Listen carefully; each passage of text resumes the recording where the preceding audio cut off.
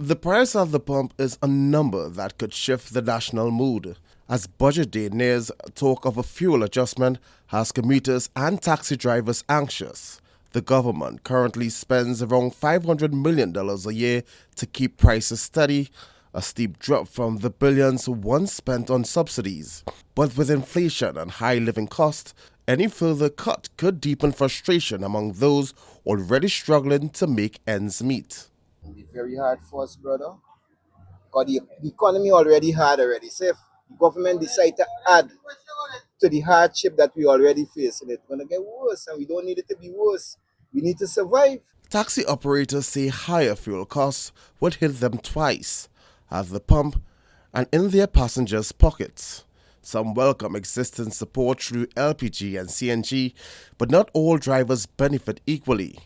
They say access to incentives and a push to revive CNG may help reduce the need for the usual fuels. That's a good thing when it comes to taxis, but everybody had that boy.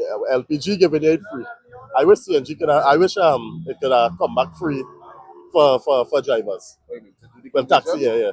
In the early I heard that it was getting it free. Now we have to pay for it. Commuters say any fare increase would make daily travel even tougher. For many, transport already eats into a shrinking pay packet. It will take a lot out of my pay if I run real honest. The business community is also wary. Fuel prices drive transport and production costs, which ultimately shape consumer prices. The Greater San Fernando Business Chamber warns that sudden hikes could stall productivity and slow recovery. We have to be very careful in this challenging economy how certain prices are adjusted that affect the factors of production that goes into the overall productivity of the country. And we remain wary of and hopeful that that is taken into consideration while the minister is preparing to present the budget on Monday. Fuel dealers say they too are limited.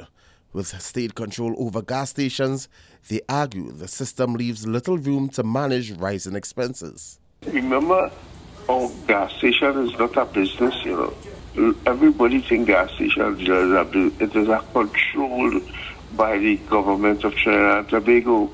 And the funny thing is, the people in that state enterprise who run in the state enterprise, they are rent collectors. They take government property and rent it out and collect rent on it. As the countdown to Monday's budget continues, motorists and business owners are united in one plea: hold the line on fuel prices. Whether Minister Tanku can resist that fiscal pressure remains to be seen. Kevon Feldman, CNC3 News.